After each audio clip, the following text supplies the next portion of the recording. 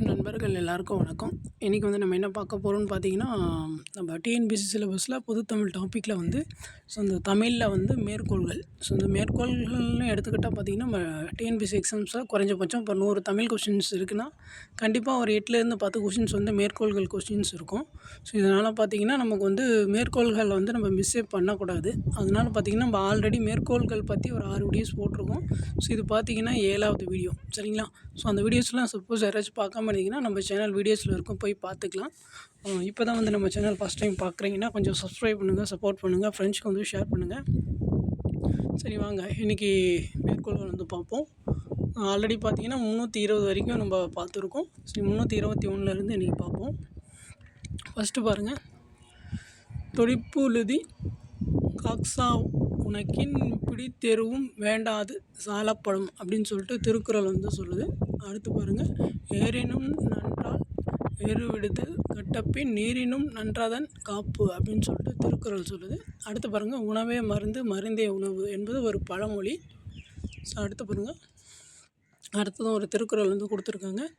ஆற்றார் அழிப்பசி தீர்த்தல் அஃது ஒருவன் பெற்றான் பொருள் வைப்புலி அப்படின்னு சொல்லிட்டு திருக்குறள் சொல்லுது. அடுத்து பாருங்கள். யாமறிந்த புலவரிலே கம்பனை போல் வள்ளுவனை போல் இளங்கோவை போல் பூமிதனில் யாங்கனும் பிறந்ததில்லை அப்படின்னு சொல்லிட்டு பாரதியார் பாடியிருப்பார்.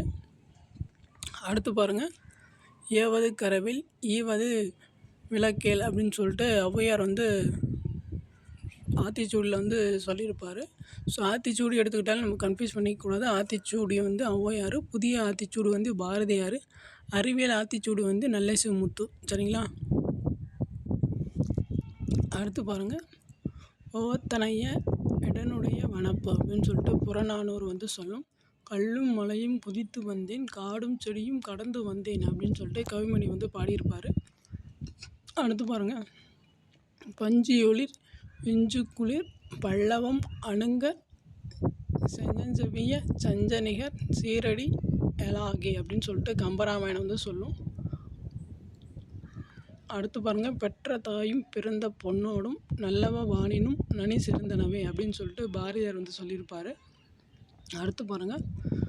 முற்று ஈரச்சம் எழுவாய் விழிப்பொருள் ஆறுருபு இடைப்புரி அடுக்கிவை தொகாநிலை அப்படின்னு சொல்லிட்டு நன்னூல் சொல்லும். அடுத்து பாருங்கள். நாடகமேத்தும் நாடக கணிகை அப்படின்னு சொல்லிட்டு சிலப்பதிகாரம் சொல்லும். அடுத்து பாருங்கள். புகழெனினும் உயிரும் கொடுக்குவர் பழியெனின் உலகுடன் பெரினும் கொள்ளார் அப்படின்னு சொல்லிட்டு புறநானூறு சொல்லும்.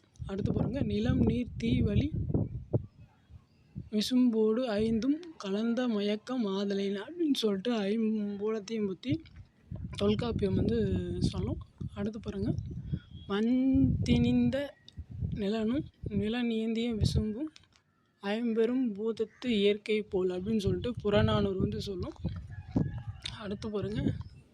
செஞ்ஞாயிற்று செலவும் அஞ்ஞாயிற்று பறிப்பு சூழ்ந்த மண்டலமும் அப்படின்னு சொல்லிட்டு புறநானூறு சொல்லும். அடுத்து பாருங்கள். திங்களை பாம்பு கொன்றற்று அப்படின்னு சொல்லிட்டு திருக்குறள் சொல்லும். மாதர் முகம் போல் ஒளிவிட வெள்ளையேல் காதலை வழிமதி அப்படின்னு சொல்லிட்டு திருக்குறள் சொல்லும். வளவன் ஏவா வானூர்தி அப்படின்னு சொல்லிட்டு புறநானூறு சொல்லும். அடுத்து பாருங்கள். பெற்ற தாய் தன்னை மக மறந்தாலும் பிள்ளையை பெருந்தாய் மறந்தாலும் உற்ற தேகத்தை உயிர் மறந்தாலும் அப்படின்னு சொல்லிட்டு திருவொற்பால ராமலிங்க அடிகளார் சொல்லியிருப்பார். இந்த வரி பார்த்திங்கன்னா நம்ம கைதி படம் பார்த்துருந்தா ஒரு சீனில் நம்ம கார்த்தியை பாடியிருப்பார் இந்த பாட்டை. அடுத்து பாருங்கள்.